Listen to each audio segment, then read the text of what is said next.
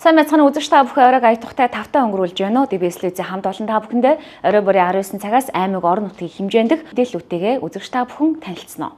Эхний мэдээллийг одоо хүргэе. За зарим хэвлэл мэдээллийн хэрэгслэр бол сүүлийн үед нийгмийн даатгалын сангаас ихэнх хэмжээний мөнгө алдагдаж нэмэх одоо ташаа мэдээлэл явж байна. За үүн дээр бол өнөөдрөөс тодруулах өгч байна. За нийгмийн даатгалын одоогийн мөрдөгдөж байгаа хууль тогтоомжоор бол одоо энэ ямар ч боломжгүй зүйл юм аа. За 2024 оны 1 сарын 1-ээс нийгмийн даатгалын багц зүйлэнд өөрчлөлт ороод одоо шинжилсэн найруулга маань улс орон даяараа бол хэрэгжиж явж байгаа. За энэ хуулинд орсон өөрчлөлтөөр бол нийгмийн даатгалын сан маш олон хяналтын зөвлөл одоо хороодууд хяналт тавиад явж байгаа. Өнөөдөр бид нийгмийн даатгалын сангаас орлого зарлагын мөнгөн гүйлгээ гаргах бүртээ 5 сая төгрөгнөөс дээш орлого зарлагын мөнгөн гүйлгээгээ шилэн наасандаа тухай бүр мэдээлэлд явдаг. За мөн аймаг орон нутгийн хяналтын байгууллагууд манай үйл ажиллагаа хэмжээдэг. Тиймээ за цаашлаад нийгмийн даатгалын үндэсний зөвлөл олон нийтийн хяналтын зөвлөлүүд мэн нийгмийн даатгалын сан дээр хяналтыг хийгээд ингээд явж идэг байгаа. За харин одоо энэ гарч байгаа мэдээлэлдэр бол нийгмийн даатгалын тайланд одоо хурамчаар хүн нэмж оруулах тийм ээ цалин улсыг худлаа тайлагнах одоо ийм зөрчил бол илэрсэн. За үүнийг манай нийгмийн даатгалын ерөнхий газар илрүүлээд шалгаад за мөн холбогдох эрх бүхий байгууллага одоо мэдээллийг шилжүүлээд ингээд хамтраад ажиллаж байгаа.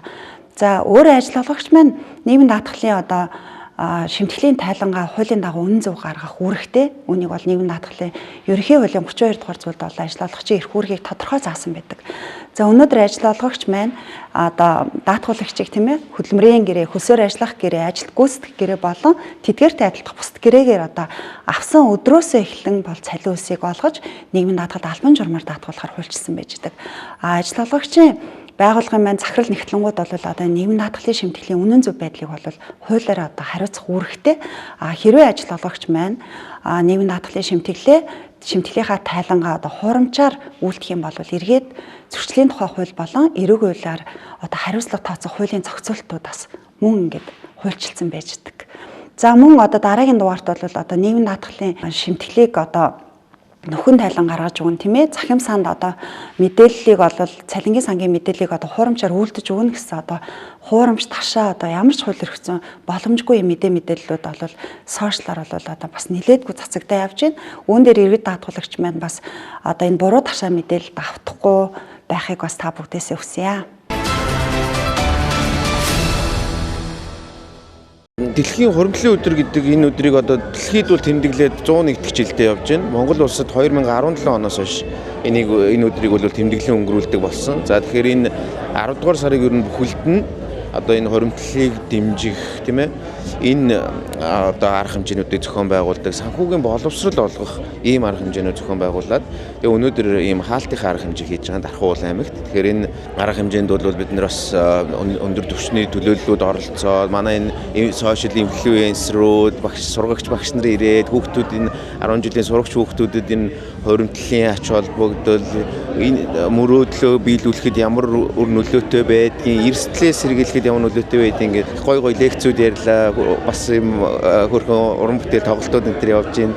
Энд нөгөө банкны бүүтүүд засагдсан байгаа. Тэгээд энэ бүүтийн хүрээнд бас нөгөө урамшуулалтайгаа биелэгтэйгээр хадгаламж нэх ийм боломжуудыг олгоод ингээд ийм арга хэмжээнүүд зохион байгуулагдаж байна. Тийм энэ одоо ингээд жилээс жилд ер нь өргөжөөд явж байгаа оролцож байгаа байгууллагууд хамар хүрээ энэ бол ингээд олонний олонд хүрж байгаа ийм ажил болж байгаа. Энэний хүрээнд бол би 10 жилийн сурагчид дээр одоо банкны ажилтнууд очиод жишээ нь санхүүгийн боловсролын хичээл зааж байгаа. Одоо ямар үед санхүүгээ яаж одоо ямар бүтээгдэхүүнүүд байдгийг, ямар үед хэрэглэгддгийг, яаж өөрийгөө эрсдлээс хамгаалах уу, яаж захим одоо заллин ийм зүйлд өртөхгүй байх уу, өөрийнхөө одоо банкны аппликейшны нууц үгийг одоо шинэ яаж хамгаалах уу ч гэдэг юм уу те яаж зохиох уу одоо ийм санхүүгийн энгийн боловсролын ийм зүйл маань харамсалтай нь одоо бүх олон нийтэд бол хангалттай хүрч чаддаггүй. Одоо тэр нь бас нөгөө нэг сургуулийн боловсролын хөтөлбөрт тодорхой хэмжээгээр орж байгаа боловч тэр нь бас нөгөө нэг багшийн дутагдал одоо санхүү сонгон хичээл энэ төр гэдгээс шалтгаалаад бас юм хүүхэд болгонд хүрч чадахгүй байгаа. Тэгэхээр энэнийг бол одоо сайн дурын үндсэн дээр одоо энэ банк санхүүгийн байгууллагууд маань ингээ хамтраад энэ иргэдтэй энийг хүргэх ийм арга хэмжээнүүдийг зохион байгуулж байгаамаа. Хуримтлаараа мөрөөдлөө бүтээн нэртэй өрөөндор амжилттай тэмдэглэн үрж одоо ингээд Дархан хотод хаалтаа хийж байна. За дэлхийн 100 гаруй орнтой зэрэг Монголын санхүүгийн байгууллагууд бас энэ хуримтлалын аяныг хамтдаа тэмдэглэл өнгөрүүлж байна одоо. За үүнд одоо Монгол банк, хадгаламжийн даатгалын корпорац, Монголын банкны холбоо улс бүртээ адил яг уламжлал болгож одоо оройлон оролцож байгаа. За энэ үед бол манай байгууллагын зүгээс бол 1000 гаруй хүүхдэд зөвхөн жилийн аяны хүрээнд ч гэдэг 1000 гаруй хүүхэд залуучуудад бас хоримтлын ач холбогдлын талаарх сургалтыг явууллаа. За хүүхд залуучуудыг бас хоримтлалтай болгох, хоримтлалыг хөлн дэмжих үүднээс 50 хүүхдэд хадгаламжийн сертификат яг энэ 2025 оны дэлхийн хоримтлалын өдрийн аяны хүрээнд бас гардуулж өглөө. Тэгээд дэлхийн мөнгөний 7 хоног за ингээд дэлхийн хоримтлалын өдөр зэрэг энэхүү аянуудыг бол ингээд цаашдаа бас уламжлал болгож бид нар ингээд зохион байгуулж идэвхтэй хүүхд залуучуудад санхүүгийн боловсрол олгох чиглэлээр ажиллах болно. Төв банкны тухай хууль дээр харилцагч хадгаламж эзэмшигчийн хууль ёсны одоо эрх ашигыг хамгаалах гэсэн заалт байдаг. За энэ хүрээндээ бид нар иргэдийн санхүү эдийн засгийн мэдлэгийг дээшлүүлэх чиглэлээр бол одоо олон үйл ажиллагаа явуулдаг байгаа. За үүний нэг нь бол одоо олон улсын үйл ажиллагаа гэж холдох дэлхийн хоримтлалын өдөр байгаа. За ер нь яагаад санхүүгийн боловсрол өөрөө чухал юм бэ гэхээр санхүүгийн тогтвортой байдлыг дэмжихтэй санхүүгийн зах зээлийг хөгжүүлэх энэ Монгол банкны бол зорилт гэдэг. За энэ зорилтынхаа хүрээнд бид нар бол яг одоо иргэдийн санхүү эдийн засгийн мэдлэгийг дээшлүүлэх нь өөрөө одоо эргээд нийгэм болоод эдийн засгийн хөгжил бол одоо өндөр үзүүлэлт үзүүлдэг учраас одоо энэ чиглэл рүү ингэж ажиллаж байгаамаа гэдгийг бол хэлье. За ер нь бол 2018 оноос эхлээд Монгол улс өөрөө буюу одоо яг Монгол банкнаас OECD гээд олон улсын хөгжлийн хамтын ажиллагааны байгууллагт бол элсэн гишүүнээр за энэ хүрээнд бол яадаг вэ гэхээр дэлхийн улс орнууд одоо санхүүгийн боловсролтой анхаарал яг ийм одоо өөрсдийнхөө туршлага бусад одоо бодлогын хэмжээнд хэрэгжүүлж байгаа үйл ажиллагааныхаа талаар одоо техникийн тусламж болон мэдлэг мэдээлэл туршлагаа хуваалцдаг ийм одоо том арга хэмжээнд жил болгон оролцож эндээсээ бид нар бол бодлогын баримтчгүүдэд боловсруулад Монгол улсын хэмжээнд бол Монгол банк болоод манлайлж одоо бусад төрийн болон төрийн бас байгууллагуудтай санхүү эдийн засгийн мэдлэгийг дээшлүүлэх үйл ажиллагааг хэрэгжүүлэн гэж ажилладаг байгаа. Жил болгоны 10 дугаар сарын 31-ний дэлхийн хоримтлалын өдөр болгон зохион байгуулдаг уламжлалтай. Энэ удаагийн хоримтлалын өдөрт зориулсан арга хэмжээг Дархан уул аймагт Монгол банк, Монголын хадгаламжийн даатгалын корпорац, Монголын банкны холбоо, зарилжааны нийт банкуд, боловсролын ерөнхий газар хамтран зохион байгуулж байна. За энэ удаагийн одоо аяны нэг онцлог гэх юм бол хоримтлаараа мөрөөдлөө бүтээцгээ гэдэг урайнд ор дан ганцхан сургалт төгслөөс гадна хүүхэд залуучууд руу чиглэсэн санхүүгийн зөв зохистой мэдлэг олгох, за санхүүгээ хэрхэн одоо зөв хуваарлах, санхүүгийн сахилга бат түүний дагсан одоо ач холбогдолтын талаар илүү хүүхэд залуучууд чиглэсэн сургалтыг зохион байгуулж байна. Хаан банк дан ганцхан санхүүгийн бүтээгдэхүүн үйлчлэгээр одоо харилцагч нартай үйлчлэгээ үзүүлэхээс гадна харилцагч иргэдийнхаа санхүүгийн боловсролыг дээшлүүлэх олон төрлийн төсөл хөлбөрүүдийг одоо нийгэмд хэрэгжүүлдэг байгаа.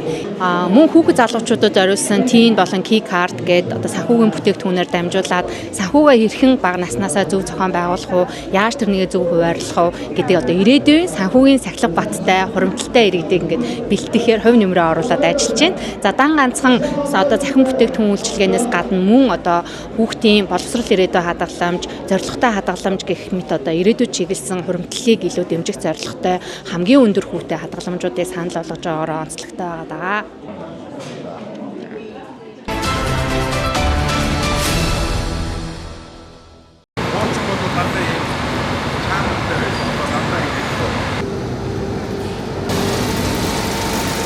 За өнөөдөр Монгол Улсын ерөнхийлөгч Ухнагийн хүрэл зүг цагаан алт хөтөлбөрийн хүрээнд Дархан хотод үйлдвэрүүдтэй танилцж байна. За өнөөдөр 3 үйлдвэртэй танилцсан. За хамгийн ихнийх нь бол Дархан нэхий үйлдвэр. За Хатан ивэл хайрхан Timeless гэх 3 үйлдвэрээр явах байгаа. За цагаан алт үндэсний хөдөлгөөн маань бол Улсын хурлын 63 дугаар тогтоолоор батлагдсан. Малын гаралтай түүхийдийг үйлдвэрлэлийг боловсруулалтыг одоо дэмжих хүрээнд бол Улсын хурлын 63 дугаар тогтоол батлагдсан. Энэ тогтоолын хүрээнд бол 4 үндсэн үйл ажиллагаа, за 27 одоо үйл ажиллагаа явагдахаар бол төлөвлөгдсөн байгаа. За 4 үндсэн үйл ажиллагааны хүрээнд бол хууль эрх зүйн орчныг сайжруулах, за үүнд бол 6 үндсэн одоо хууль байгаа. Одоо нэгдүгээрт нь хөнгөн үйлдвэрлэлийн тухай хууль, хөдөө аж ахуйн биржийн тухай хууль, за ингээд бус нь одоо татвар гайлтай холбоотой 6 хууль байгаа. За хоёрдугаарт нь бол экспортыг мэдээж зах зээл экспортыг дэмжих хүрээнд бол үйл ажиллагаа явуулах байгаа. За мөн одоо түүхийд буюу одоо малчтаас үйлдвэр хүртэлх боловсруулалтын түвшин, за хариуцлагатай одоо түүхийд байх ёстой мал аж ахуйн салбарт, за хөдөө аж ахуйн салбарт, хөнгөн үйлдвэрлэлийн салбарт бол хүний нөөцийн асуудал маш тулгымдсан асуудал байгаа. Мөн нэг ялангуяа одоо үйлдвэрүүдэд бол маш тулгымдсан асуудал байгаа. Тэгэхээр энэ хүрээнд бол хүний нөөцийн чадварыг мэрэгчлээ боловсон хүчнийг бэлдэх чиглэлээр бол бас үйл ажиллагаа явуулахаар байгаа. За дархан нэхий үйлдвэр маань бол 1972 онд үүсгэн байгуулагдсан. За энэ хүрээнд одоо цагаалт үндэсний хөдөлгөөний хүрээнд бол хөнгөлөлтөө зээл, хөрөнгө оруулалтын болон эргэлтийн хөрөнгөний зээлүүдийг авсан байгаа. За ингээд одоо үйлдвэрлэлийн тоног төхөөрөмжийг шинжилээд эхнээсээ ахиулаад одоо тоног төхөөрөмжөөс суйрлуулад өнөөдөр одоо ерөнхийлөгчтэй бол танилцууллаа.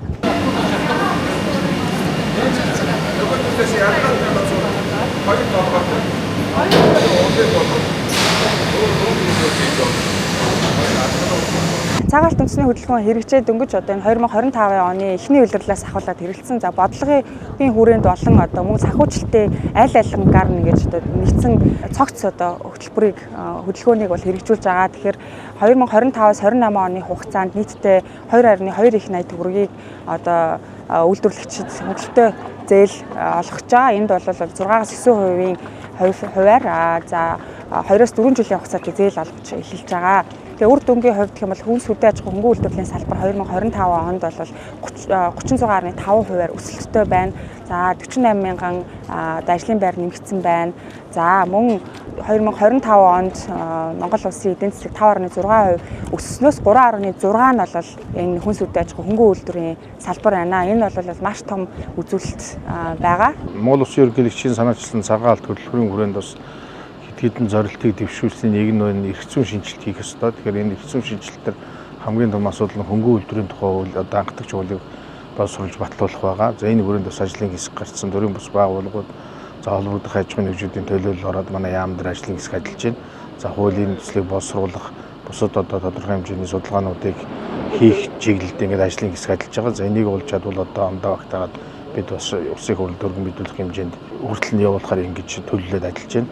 За цагаалт хөтөлбөрийн хүрээнд бол нийтдээ одоо 788.6 тэрбум төгрөгийн эргэлтийн болон хөрөнгө оруулалтын зээл гаргахаас өнөөдрийн байдлаар бол нэг 480 тэрбум төгрөгийн зээл бол аж ахуйн нэгжид очиж байна. За аж ахуйн нэгжид очиж байгаа нь энэ бол ноос, ноолуур, арьс шир гэсэн 3 салбарт.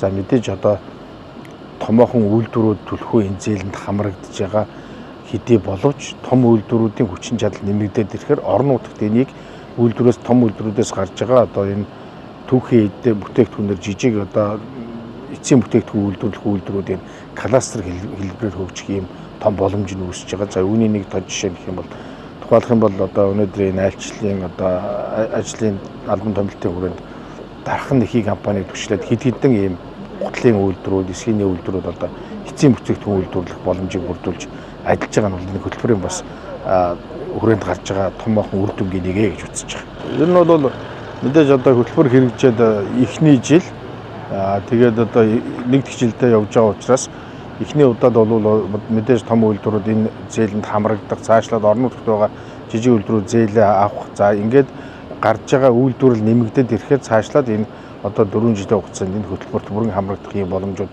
үүснэ гэж харж байгаа.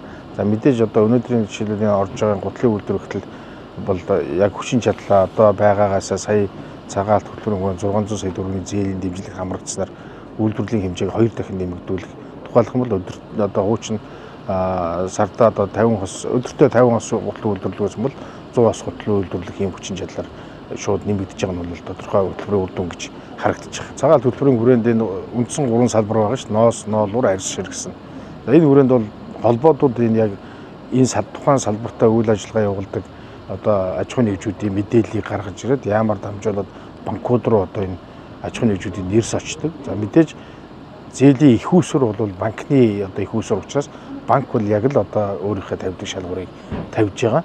За тэгээд салбарт үйл ажиллагаа явуулж байгаа гэдэг нь бол нэрсээр баталгаажаад за зээл авахтай холбоотой зохицуулт нь бол банкны шаардлагыг хангасан байх ёстой л гэдэг. За өнөөдрийн байдлаар бол нийтдээ нэг 160 гаруй аж ахуйн нэгжүүд бол яг яамнаас энэ хөтөлбөрийн хүрээнд зээл аваад яамтай бодлогын гэрээ байгуулад явж байгаа. За цагаалт хөтөлбөр манай аймагт амжилттай хэрэгжиж явж байна. За энэ хөтөлбөрийн хүрээнд бол бас мандан гаралтай түүхий тэр тусмаа ноос ноолуур бүтээгдэхүүнээр боловсруулж бүтгээгдэхүүн хийдэг ийм үйлдвэрүүд бол бас хамрагдаж хөнгөлтэй зээлэнд хамрагдж байгаа. Манай аймгийн хэмжээнд одоогоор 6 үйлдвэр 29 тэрбум төгрөгийн зээл авсан байгаа. За өнөөдөр бас Монгол улсын ерөнхийлөгч бас энэ цагаан алт төлбөрийнхаа хүрээнд энэ зээл аваад амжилттай үйлдвэрлэл явуулж байгаа зарим үйлдвэрээр танилцж явж байна. За энэ хүрээнд хамгийн том нь манай одоо бас дархан нэхий эдлийн үйлдвэр байгаа. За энэ үйлдвэрийн үйл ажиллагаатай танилцлаа. За нэхий эдлийн үйлдвэр бол манай монголчууд бүгд андахгүй тийм ээ. Төрөлбөрийн бүтгээгдэхүүн хийдэг ийм үйлдвэр, сүүлийн үед бүтгээгдэхүүн бас нэр төрөл нэлээд нэмэгдэж байгаа ийм үйлдвэр байгаа. За дээр нь одоо бас энэ Хатан ивэл хайрхан гэдэг компани Хүннүү мөр гэж брендийн готлон хийдэг. Ийм бас манай орон нутгийн үйлдвэрлэгч байгаа. Тэгээ энэ үйлдвэрийн үйл ажиллагаатай бас танилцлаа. Одоогоор бол энэ үйлдвэр бол 7 төрлийн нэр төрлийн гутал хийж байна. Голдоо ажлын гутал, аяллаа гутал, дандаа одоо ийм хүүтний үйлдвэрлэл өмсөх тийм ээ. Цагаан алт төлбөрийн хүрээнд бас 600 сая төгрөгийн зээл авсан. Тэгээ зээлээ бас амжилттай үйлдвэрээр өргөдөхөөр ингэж ажиллаж байгаа. За 3 дахь үйлдвэр нь бол энэ Timeless гэдэг энэ эсхий бүтгээгдэхүүн хийдэг үйлдвэр байгаа. Одоо 20 гаруй жил үйл ажиллагаа явуулж байна энэ үйлдвэр. Тэгээ эсхий бүтгээгдэхүүн хийгээд энийг бас гадагшаа гаргадаг. Гадаадд экспортлдог ийм үйлдвэр байгаа. Тэгээ энэ үйлдвэр бас 235 сая төгрөгийн зээл авсан. Тэгээд одоо зээлээр бас үйлдвэрийн 5 төгрөгийн шимжлээд үйлдвэрийн хүчин шаардлагыг өргөдөхөд амжилттай ажиллаж байна. Тэгээ эндгээр үйлдвэрийн үйл ажиллагаатай ерөнхийлөгч танилцж байна. Одоо бид нар зорилго маань юу байсан бэ гэхээр зэрэг ажлын байрыг нэмэгдүүлэх, мөн одоо эсхий бүтээгдэхүүний үйлдвэрлэлийг дэлхийн зах зээлд гаргах гэсэн ийм одоо зорилготойгоор байгуулагдчихсан. Одоо бид нар 19 дахь жилдээ Норвегийн Това компанитай хийсэн гэрээнийхээ дагуу экспорт хийж жилдээ 25-аас 30 мянган шахаг одоо шахаа болон эсхий олбог, эсхий уловч зэрэг эсхий бүтээгдэхүүнийг экспортлсон 50 гаруй ажилтнтай ийм одоо үйл ажиллагаа явуулдаг компани юм аа. За 2025 онд бид нэр засгийн газрын одоо Монгол улсын ерөнхийлөгч Хүрс Сүхийн санаачилсан цагаан алт хөтөлбөрөөс 235 сая төгрөгийн зээл авсан. Энэ зээл нь болохоор зэрэг бид нар малчтаас авж байгаа ноосныхоо одоо гарцыг одоо нэмэгдүүлэх, малчтынхаа одоо үнийг нэмснээр мал маллах урам зоригийг нь бас дэмжиж өгөх, мөн одоо малаа малснаар одоо үр өгөөж нь ямар одоо гайхалтай юм бэ? Монгол ахуй соёлоо үргэлжлүүлэн авч явах энэ соёлыг бас бид нар дэмжиж өгөх юм одоо маш сайхан ач холбогдолтой зүйл боллоо гэж харж байгаа. Нөгөөдөгөө бид нар цагаан алт хөтөлбөрийн зээлээр түүхийн эдийнхаа нөөц бусад асуудлаа шийдснээрээ өөрийнхөө одоо үндсэн санхүүгээс бид нар ажилчдынхаа одоо ажлын байрны одоо орчныг сайжруулах, мөн зах зээлийнхаа одоо багтаамжийг одоо нэмэгдүүлэхийн хэрээр бүтээмжтэй ажиллах одоо тэр одоо ажиллагаанд мөнгө санхүүгээ зарцуулах. За 3 дугаарт нь гэвэл бид нэр татврын хоримжлогдсон өрнөөсөө одоо гарах тийм ээ. Энэ арга замуудад маш сайн одоо дэмжлэг болж байна гэж харж байгаа.